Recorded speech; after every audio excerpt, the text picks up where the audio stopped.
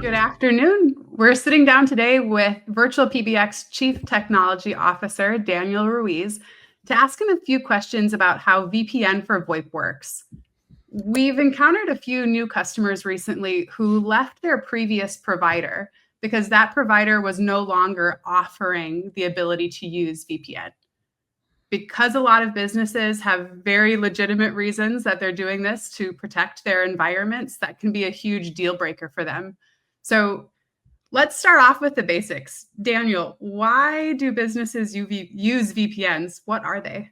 The main reason and why VPNs got so popular were just to secure two endpoints, the communication between two endpoints. There are now other reasons why a company or a person might be using a VPN, like bypassing geo restrictions, right? Bypassing throttling for the service provider, securing the communication going through a public network. Basically, those are the main reasons. Because some VoIP providers aren't allowing companies to use VPNs, how would a business normally use a VPN in conjunction with VoIP services? It can be to bypass some of the restrictions, right? Hmm. Once you connect to the VPN, you should be able to actually use that network as if is your own. Since all the communication is encrypted, the service provider cannot take a peek on the traffic going through that VPN. So you should be able to actually use VoIP or any other stuff inside the VPN. So if that's the case, then why would a VoIP provider restrict VPN traffic? That's a good question, actually. Why a VoIP provider? Because it can affect the actually sending VoIP through a VPN can get affected with latency, right? Packet lost. If the VPN service, the VPN use is not optimized, then you incur into a lot of problems. So that might be the main reason why a VoIP provider might not want the use of VPNs, because then you get into the fight with the customer, right? No, it's your network. No, it's not my network. No, it's your service, right? Yeah. And then we go around and around. Interesting. So if that's the case, how would a business be able to make sure that their audio quality is still good if they are using a VPN? There are several ways to do it. It can be using optimized VPNs, like OpenVPN. There's a new standard. I don't remember exactly what is the name of it. That it could, they can actually use something like a split tunneling, where some of the traffic is going through the VPN, some of the traffic is going out the VPN. It depends. You can use QoS inside the VPN to actually prioritize the traffic, right? Interesting. So we clearly allow businesses to use VPNs. And it doesn't mean that our customers aren't protected. So if businesses are choosing to use VPNs as a method to, secure their business, how could they do that with a VPN or without a VPN? The main reason to use a VPN is to encrypt the data between the two endpoints. Gotcha. The second most use case that I've seen is to bypass geo restrictions. There are some countries that doesn't allow VoIP to exit out the country. So then you use a VPN to go to a different country or connect to a different country, and then that way you can actually bypass that restriction.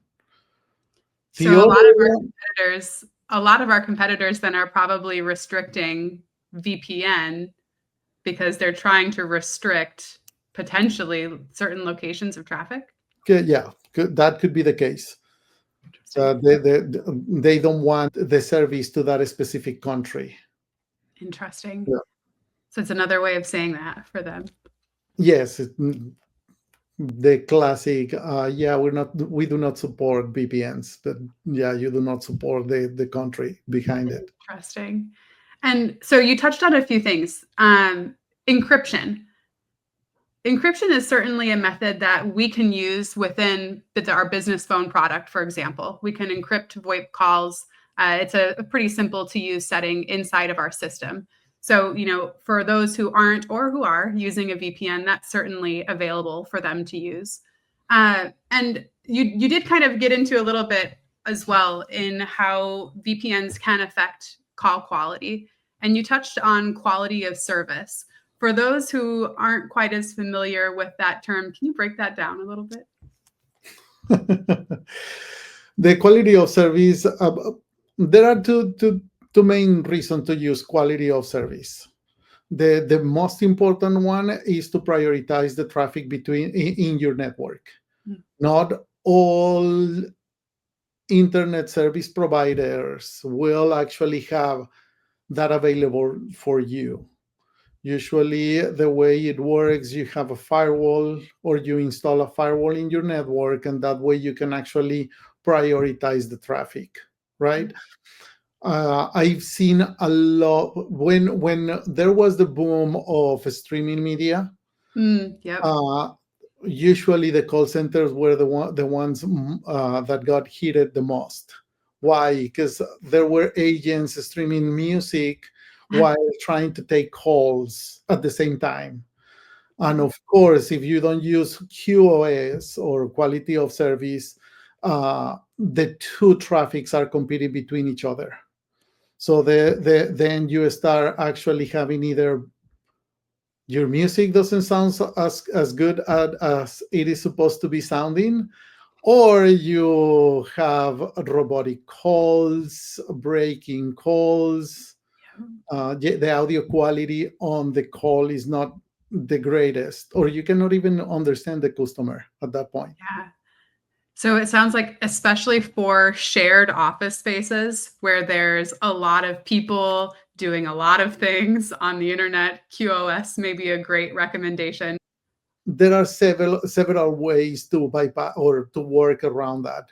One is QoS, the other one is segregating the traffic or breaking the network into several subnetworks, where you can actually say, okay, all my agents have this set of rules on the firewall. They can actually make calls, receive calls, but they cannot actually go to some of the service providers for music or video. You block those services on those specific networks, right? You have another network dedicated for the administrators where you can actually allow them maybe to stream some music, but you prioritize the traffic, right? Yeah. Interesting. So, I mean, we've talked a lot about the different ways in which a business will manage their internet traffic, especially with VoIP being a pretty key component. You'd never want to, lose a sale because someone was streaming music somewhere and it made your audio quality just, tank. So clearly there's a lot of things to think about. Your internet provider and capacity, how you're able to manage that traffic itself. We talked a little bit as well about encryption on the business phone product with VirtualPBX. Are there any other considerations that businesses should make security-wise when they're choosing a VoIP provider? There are two components on a VoIP call. One is signaling, and one is the actual voice, right? Usually, you want to secure both. Why? Because if you give away signaling or you don't encrypt signaling, then you are leaking information like the caller ID, caller name, callee number, or the person calling the number, and RTP, the actual voice of it. So the main consideration is that company actually provides you the tool to secure both signaling and the actual RTP, Got it. the actual voice or audio. And how does this trickle down when we're talking about devices? With Virtual PBX, we have mobile and desktop applications. We have a browser-based web phone. You can connect your hardware, desk phones, conference phones, cordless phones, all those kinds of things. How do those work in conjunction with a VPN? With a VPN, well, once you connect to a VPN, you are securing the traffic. Okay. So it depends on what VPN you're using, right? If you're using one of the third-party service providers, VPN service providers, then you might want to actually secure the data there. Once the data leaves that VPN provider, is not encrypted anymore. Got it. Right? If you are a company and you are providing VPNs to your end users, to your company, right? You are securing those two endpoints, but that doesn't mean the communication to the other leg of, or once it leaves the central office, the communication goes to the internet. That is not secure at that point. So you need to work in conjunction with your resources, and the resources the VoIP service provider is actually giving you. You have to make sure that the VoIP provider can support SRTP, which is secure RTP, remote the secure RTP, and actually secure zip at that point, if you want everything to be encrypted. And how does that work with Virtual PBX? We do support SRTP and secure zip in our network. That will encrypt the communication from one of the endpoints we provide, soft phone, web phone, hard phones, all the way to our system. Yeah, that communication will be secure.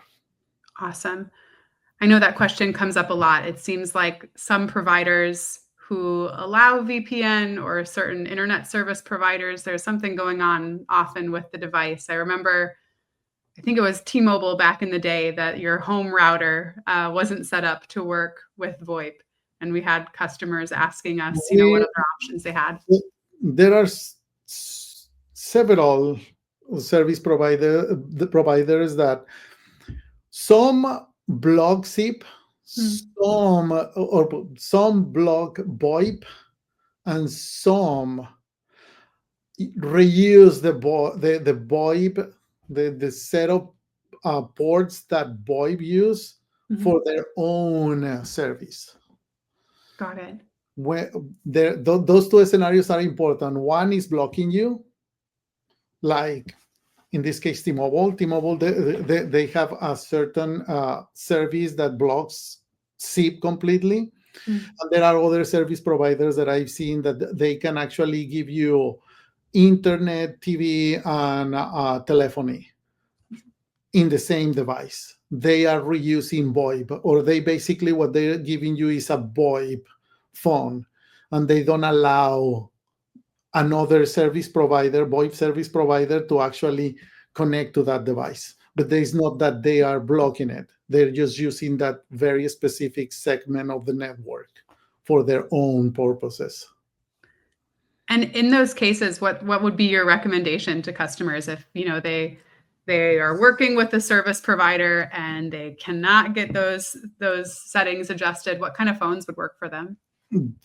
That it's usually the best recommendation will be go get a different service provider.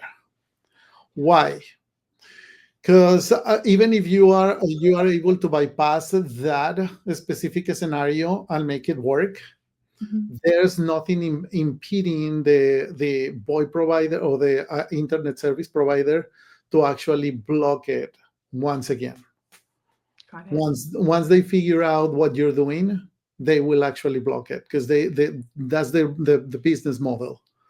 Interesting. They reuse VoIP for their own service. So especially for companies who manage remote employees who are working from home, that may be something that they'll need to work with their employees on to make sure that they're able to make and receive calls appropriately. Yes. Good to know. So we've talked a lot about how VPN for VoIP works. Clearly, we've already had quite a few customers who have been looking for a new service provider who allows them to work with VPN. So for those folks who are out there, businesses that are with a provider that got news that their service no longer supports VPN for VoIP, what steps would you recommend that they take? The first step is making sure that the service provider does or doesn't support VoIP, right? If they do provide, they support VoIP, and you can use the native SRTP and secure SIP. I will recommend you to actually use that before you go to the VPN route. Um, we have seen so many cases that Florida specifically has problems with the internet. I don't know why it's so bad over there. Interesting. And just by using a VPN into a different zone resolves all the issues. Interesting. But we have seen VPNs resolving packet lost, jitter, robotic calls. Yep. So sometimes that's the solution. And That's really interesting. And that is always related to the location you are in. Well, not always, but there are some scenarios like that. It's a big factor. I mean, that's really interesting because a lot of the reasons why some VoIP providers don't allow VPN is because of quality issues. But in some cases, the VPN may actually solve those quality issues for you. Yes. Very interesting. And especially those folks who in Florida or other places that know that the VPN is their solution. If their VoIP provider tells them, sorry, you can't use VPNs with our service, what should they do next? Go and find a different internet service provider. I agree. That's the easiest solution there. Absolutely. And it is interesting. There are some cases where a client of ours comes to the door saying, I'm having problems like choppy calls, robotic calls, that we just say, mainly in Florida, we say, okay, can you just test this VPN and see if that resolves your issue? And that will resolve the issue. Interesting. Yep. Are there any, so I mean, we've talked a lot. Are there any things that we didn't cover about, we've gotten into VPN for VoIP, but we've also talked a lot about the networks that customers are using. Anything that we haven't talked about that you want to make sure that we mention? No, I think about VPNs and VoIP, we touch the basics, I think, at this point. Well, if folks have more questions, Daniel leads a very smart team of folks who have dealt with pretty much every scenario for call quality, location issues, VPNs, you name it. Yes, we have. Fantastic. So if you have questions, come to us. Until then, thank you very much, Daniel, for answering some questions on VPN for VoIP for us. Thank you, Rachel.